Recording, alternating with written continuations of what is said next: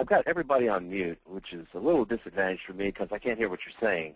So there's a little chat box down there that if you will just type in your questions, because if you have questions, I certainly want to address those when you have your question. If I could hear everybody, then everybody could hear everybody, and it would be a cacophony of sound, and it wouldn't work very well at all. This morning we're going to be talking about buy-sell agreements. This is basics. A lot of you already know this. It's not new information, but it never hurts to go over it again, because there's a great deal of opportunity not only to make sales, but to make friends in doing the buy-sell agreements. Besides that, people expect you to know how to do this. So let's talk about it. Well, maybe, and maybe not.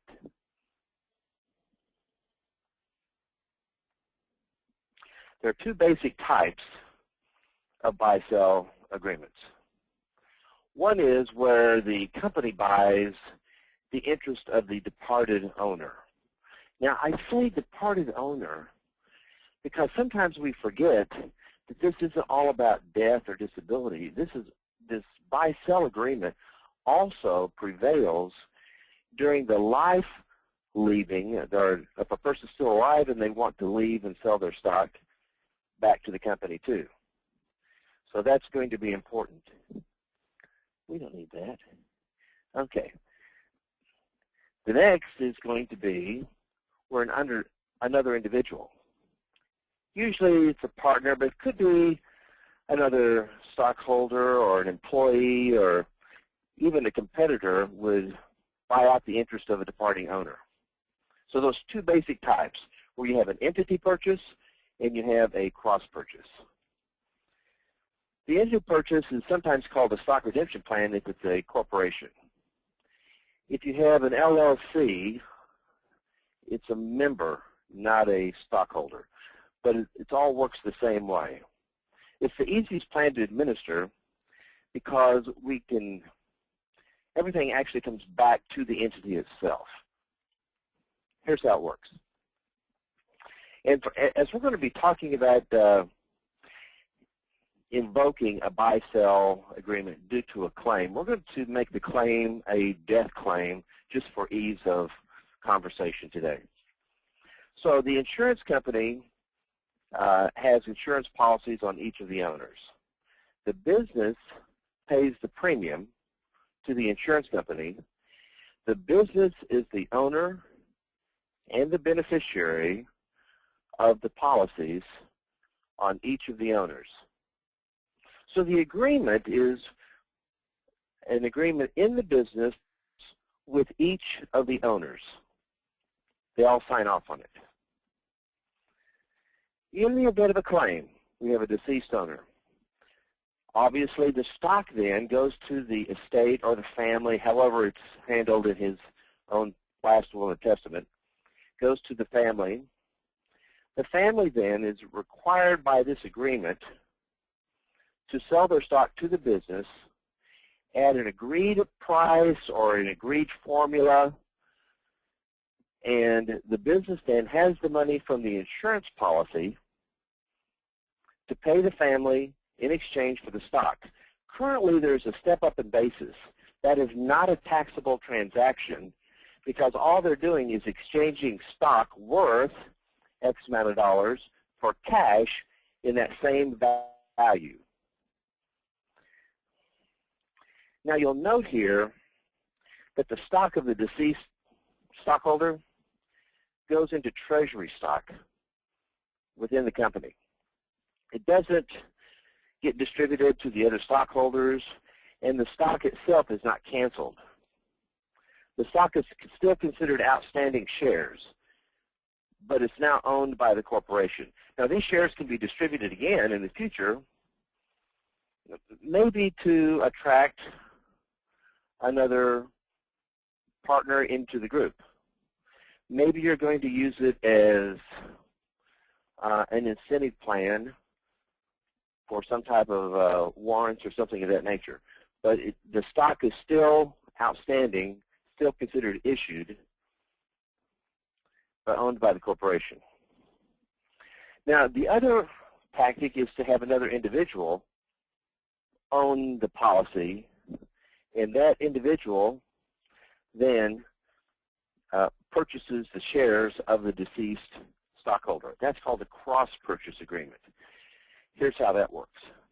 Now, I'm showing this with owner A and B because if just think about if we had 4 owners here, and each one of them had to purchase an insurance policy on the other 3 owners. It gets to be a list of policies, and it becomes very confusing as to which policies premiums are due now. Did we pay that policy? Did we not pay that policy? We paid this other policy. Did we pay that policy? It becomes very confusing. That's why when you have multiple partners, many times the option is to go to an entity purchase or a stock redemption plan. On a cross purchase, though, owner A has an agreement with owner B for his interest in the business. Owner B has an agreement with owner A for his interest in the business, a cross-purchase agreement. They buy insurance policies on each other. If they're about the same age and about the same underwriting category, that's about the same premium, assuming both own the same interest in the business. But you can see that if you have a 60-year-old owner A and a 40-year-old owner B, 40-year-old owner B is going to pay twice the premium for owner A's policy as owner A is going to pay for owner B's policy. It's going to be a real difference in the cost of insurance. At claim time on a cross-purchase agreement, the insurance company is going to pay the claim on, in this case, the deceased owner B. Their share of the stock went to their family. Owner A is required by the buy-sell agreement to buy that interest in the company from the family or estate of owner B. There again, this is not a taxable transaction because we have a step-up in basis at death of that interest, of the value of that interest. The insurance company pays owner A tax-free death benefit, income tax-free death benefit. Owner A exchanges the same value of the insurance as for the stock, so the family doesn't have to pay income taxes on that. Owner A didn't have to pay income taxes on that either. One of the differences here, though, is that we have a change in basis. In other words, if owner A then at any point in time wants to sell the company, if each of the owners' interest had started with $10,000 worth of investment, and they had a $10,000 investment, put $20,000 together into the business, and it had grown, each of their investment had grown to $100,000. The business is now worth $200,000. Owner A now, at the death of owner B, has a basis of $10,000 in what he originally put in for his half, and now he has a $100,000 basis in buying out owner B's interest in the business. So if he sold his shares now at the business now for $200,000, he would only have a capital gains of $90,000.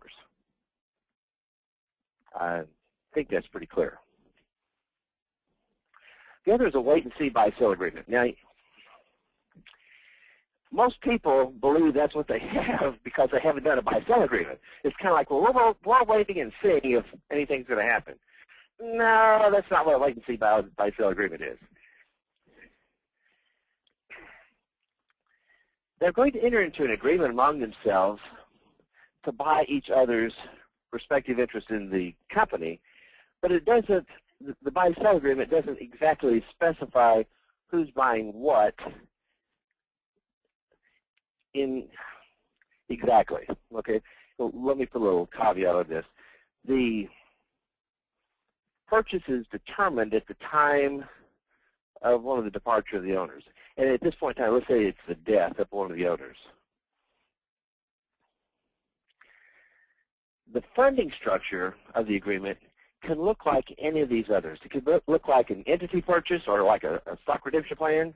It could look like a cross-purchase plan, or we could design it to be kind of a combination of both of these.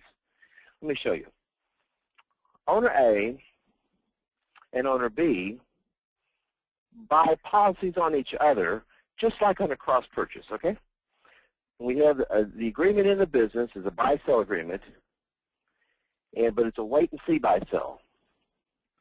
Now, on the death of one of the owners, the business has the first option to purchase the deceased owner's ownership.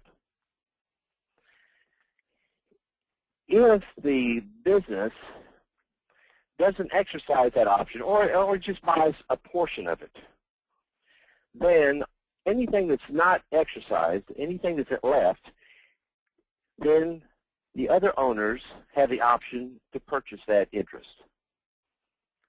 If they don't purchase, or if they purchase some of it, not all of it, or they don't purchase any of that, then the business is required to purchase any excess. So it's essentially an entity purchase with an option for the other stockholders or other partners to purchase if they decide to do that. Let me note something here. If the insurance proceeds were paid to the other owners rather than to the business, and the choice was to have the business actually buy the deceased owner's interest, now these surviving owners have all this money from the insurance policies. What are they supposed to do with that other than go on vacation? They can loan that money to the business, so the business now has the money to purchase the shares of the deceased stockholder, and now the surviving stockholders have a loan to the company which can be repaid back to the stockholders and not go through the Medicare. If they're making over $250,000, they get the excess tax on there too. They have investment income. Otherwise, this would not keep them from being this to be considered passive income. It is passive income because it's a loan. But they can get the money out of the business without it going through payroll. So even if there was not money in the business to purchase the deceased shares, the business could get the money from the other stockholders and then pay it back to them as loan, as a repayment of loan. So there's a tax benefit to doing it that way. Okay, here it is for everyone that's right-brained needs to see a picture of this. Okay, owner A, this time we're killing him. So the stock passes to his estate. The business has the first option to purchase it. If they don't purchase all of it, or if they purchase none of it, then it would go to the other owners, and they have the option to purchase. If they don't purchase, or they only purchase a portion of that, then the business must purchase the excess.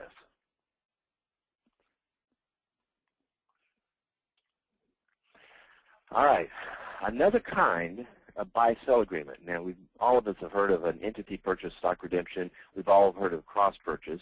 I'm not sure if you've heard of wait-and-see or not, but that's what a wait-and-see is. This is called the trustee cross-purchase agreement. It's not even a trust, okay? So trustee is kind of a misnomer. It's really an escrow agent that they've set up to manage the buy-sell agreement.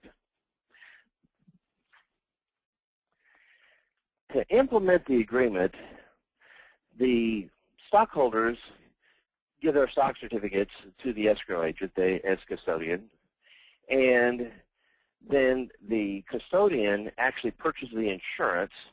He gets the money out of the business. They pay the escrow agent. The escrow agent purchases the insurance and is the owner and beneficiary of the insurance policies. Now, how does the escrow agent have an insurable interest in order to purchase the insurance? The insurable interest for the escrow agent is actually established by the buy-sell agreement, naming him as escrow agent. So that's how that works in underwriting. So there's this obligation then by this agreement that the escrow agent is going to carry out the obligations of the buy-sell agreement. Why would a person, or why would a company want to do that? Well, let's say that you have 10 doctors, all who believe they're God, and they have a buy-sell agreement together with their clinic. Well, rather than fighting, all of the others fighting amongst themselves at the time of a claim and how it should be handled, it's a lot easier to have the bank escrow agent or the corporate attorney or some third party that has by agreement been chosen to be the mediator and the administrator of the buy-sell transaction. Essentially, this escrow agent is going to be the custodian or transfer agent for the company, for a small company. So the escrow agent buys the insurance, owns it, is a beneficiary, and then at that time, because he's executing the buy-sell agreement, this is not a taxable transaction between the escrow agent and the owners.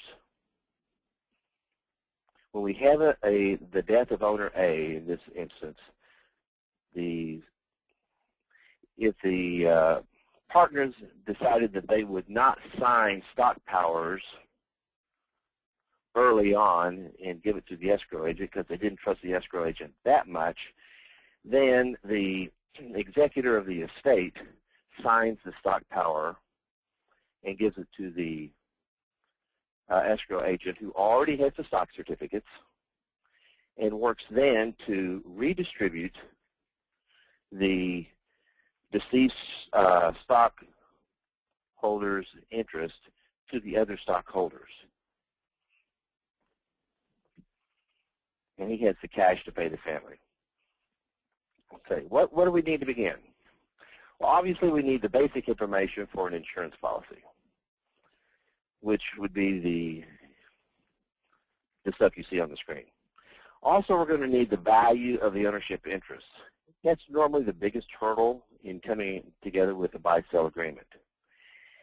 And we have a couple of companies that have calculators that help to determine valuation, which is a huge deal in making this work. One of the problems that you run into is we have a new company that's a startup, and they've got 4 guys that came together. They started this up January 1, 2015. They want to put their business in order. They want to get a buy-sell agreement written, but they've got no business, so to speak, but they've got great hopes. So how do you value key man insurance? How do you value the value of a new business that really has nothing at this point in time? Well, in the buy-sell agreement, you can create a stated value.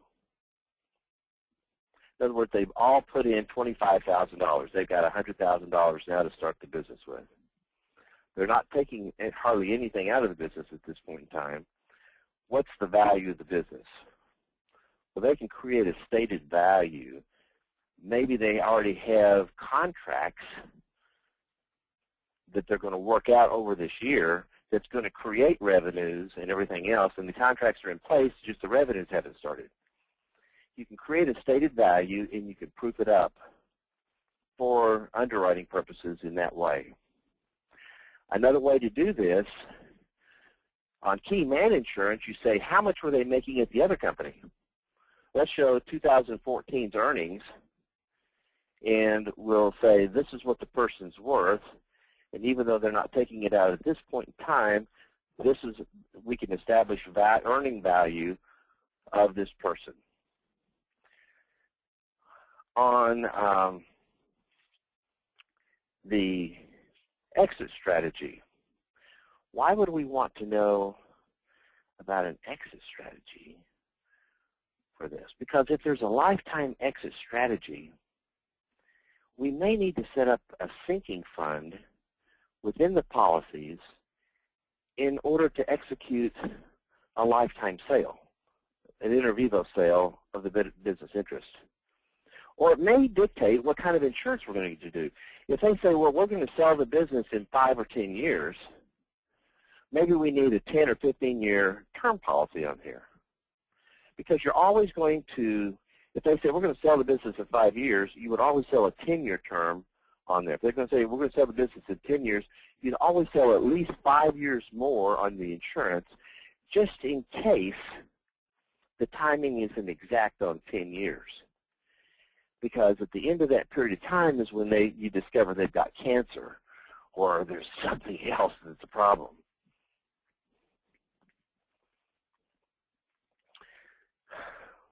Let's talk about the steps we have to go through.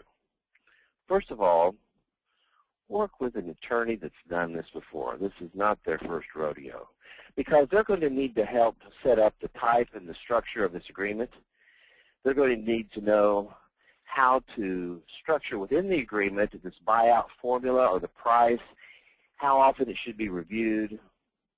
They need to know what's going to trigger a lifetime sale, like a disability, a resignation, a bankruptcy, that type of thing. And if they're going to guarantee or secure the agreement, if a non-compete needs to be put in there, community property state, do we need the spouses to sign also? There's a lot involved here, so it may be their best friend or their cousin, but if they don't have experience in writing a buy-sell agreement, probably worth the money to hire somebody else. Next, obviously work with an insurance agent that knows their stuff, so that you can get, first of all, if there's an underwriting problem, what do we do? I'm working on a case right now in Tennessee.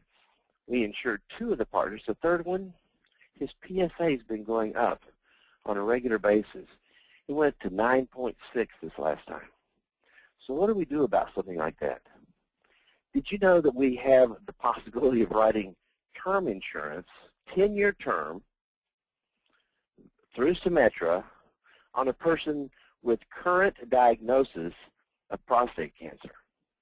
So, I mean, never think that something can't be done on these situations.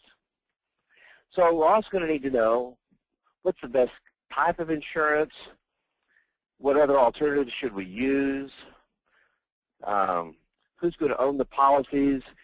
We need to set it up in good order so that it happens the way it's supposed to happen. Let's see. Does anybody have any questions? If I knew how to unmute this, that would be helpful. And otherwise, if you'll type in questions, I'll see if I can figure out how to get to that.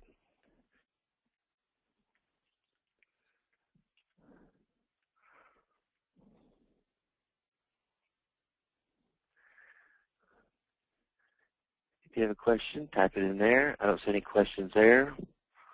So let's go on and continue. Here's the question. How do we download these slides? Can we get a copy of this presentation? Absolutely. Absolutely. You send an email to, you can send it to Michael here at mdashwill@bordenhammond.com, or you can send it to me at srashwill@bordenhammond.com. You know, a lot of people think that I retired because we're doing this succession plan. And it's not true at all, but I'm kind of retired because I'm back to 40 hours a week. So I always thought if I would always work 40 hours a week, it would be like being retired. So it's kind of like that. Anyway, let's go back to the slideshow. From current slide. Maybe, or maybe not. Okay. Repairing buy-sell problems. Pre-buy-sell problems. In other words, the person's called you up and says, you know, we need to talk about a buy-sell agreement. Okay, yeah. Yeah, they said, yeah, because we've got a problem. How about this? A former partner leaves, goes into competition. He owns 20% of the stock, right? Goes into competition, still owns the stock because it wasn't a buy-sell agreement, and demands to come to your annual meetings and see all your financials every year and what your vision is and your outlook is because he's a stockholder, and he can demand to do that. What do you do about that? It's interesting because I've run into this. And this is one of the ways we've solved this problem. We've got to get him out. He doesn't want to sell out at this point in time. What's in it for him? He thinks your company is going to do really well. You think your company is going to do really well, but you'd rather not have him participate in the growth of the company when he's out there running competition with you. So consider this. Let's say that he's 54, 55, whatever, when he starts his own company out there.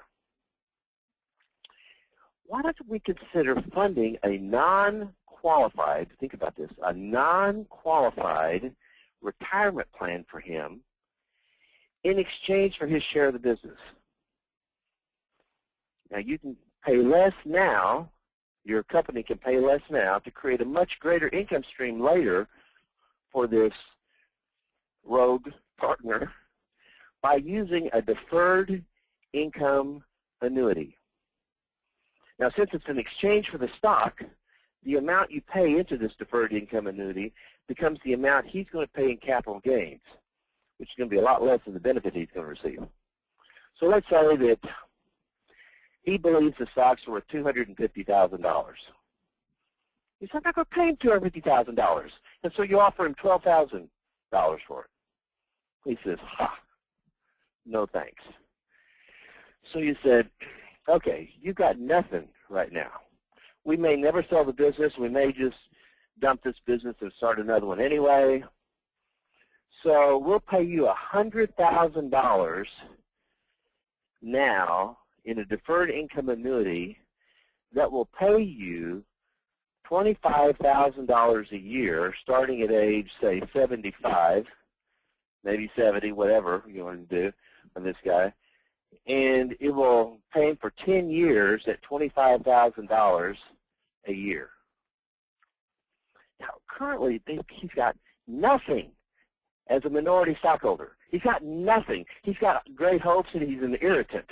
But other than that, unless he really enjoys that, he could get $250,000 of benefit out of this. And starting up a new business, he doesn't have a retirement plan for himself. And so all of a sudden, presto, he would have a retirement plan for himself. And you get him out. Another situation. Someone has become disabled, but they still need to take income out of the business, even though their absence is actually losing sales for the business. So they're already disabled. It's a little late to sell disability insurance to them, right?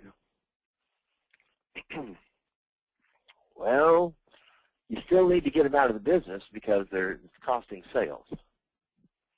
What do we do here? Well, we write a buy-sell agreement now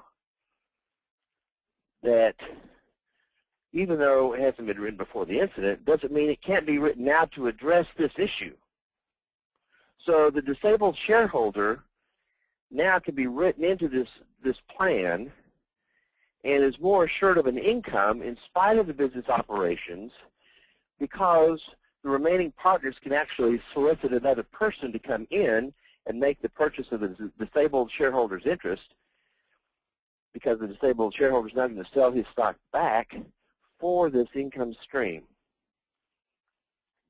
And now the disabled shareholder is going to get a capital gains taxation on portions of those shares and no taxes on his basis.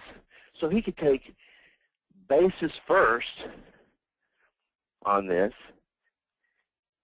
and that way we make sure by now ensuring all the other shareholders that this mishap doesn't occur again. They are willing buyers at this point in time.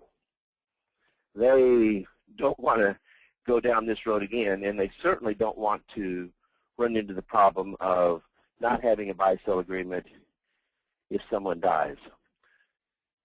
The hospitals are filled with people that didn't believe they were going to be there a month ago. So bad things happen at the worst possible time. You can't keep bad things from happening, but you can certainly make sure it's not the worst possible time. That's why we do buy-sell agreements. That's why we write insurance policies. And you can't buy insurance when you need it. You know, once you've already had an event, you're not insurable at that point in time. You can't get a loan if you need the money. You've got to prove why you don't need the money in order to get a loan. That's why we have a loan provision in permanent policies. And speaking of that, I know how to do this, when should we be writing permanent insurance on these business cases? Everyone thinks of a business case as being term insurance, and they shouldn't. Let's look at some instances. Close to home here. Children in a succession plan. Case in point. My children are pretty young. Why would I buy term insurance on them when, even on key person insurance, when I could buy permanent insurance and pay it up in 10 years when their premiums are really, when they're young, it's not material. It's just not material. So absolutely, children in a succession plan. Remember that if you have a succession plan set up and let's say family or employee or whatever it is, and your successor dies, the old owner is in a real spot because they've got the business back. They didn't want that. Second, insurability problems. Consider the companies that have table shave programs. The table shave programs are always with permanent insurance products. So you may not actually be paying any more for a permanent policy at a standard rate than you would for a rated term policy. At least it's certainly not worth the difference. Also, to partition the reserves of a company so they're not subject to the claims of creditors. You think about this. The bigger the payroll of any company, the bigger their reserve account is. Why? Because whenever you can't make payroll, you're out of business. Your employees don't understand. Well, our big account was a slow payer this month. That's not their problem. So a company always keeps a reserve account to make sure they can make payroll, which is the biggest line item on their expenses normally anyway. And so they have a reserve account there, but that reserve account is always subject to claims of creditors if they're sued, not in an insurance policy. And we have policies that you can set up where the cash values at the end of the year are equal to or greater than the premiums paid. So if you're going to buy key man insurance, which is a non-deductible item, why don't we take a portion of the reserves and buy a single premium key man policy so that the cash values are there within the company, protected from claims of the creditors, and now we're no longer paying premiums on a key person policy with non-deductible premiums, but we are actually creating a key man policy from the internal interest in your reserve account. It's pretty slick, pretty slick. Also, in anticipation of distributing policies at retirement. So the shareholders have if it's part of a repurchase agreement, in other words, when they retire, our buy-sell agreement says that we are repurchasing their shares, their interest in the company at a set formula or however it's done in the buy-sell agreement. Well, we can set up a sinking fund. Obviously, right here, we talked about this inter vivo sale, this living exit strategy. This is part of that, and we would sell permanent insurance policy to make sure that we had funds available for that redistribution. So, is there any way I can open this up to questions? Let's see.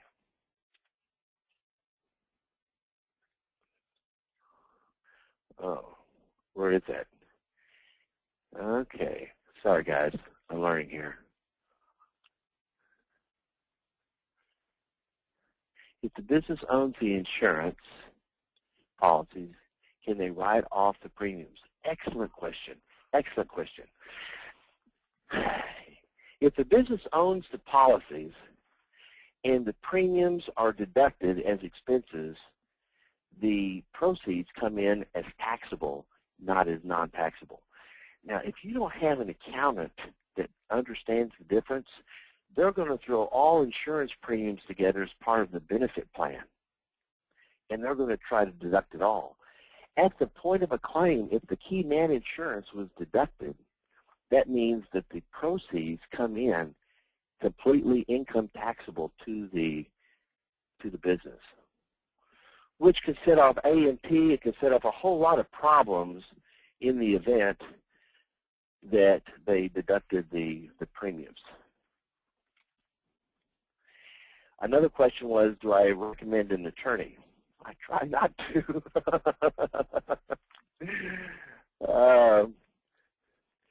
We can give you some names of attorneys, but I don't want to stick my neck in the noose most of the time by just giving you one, because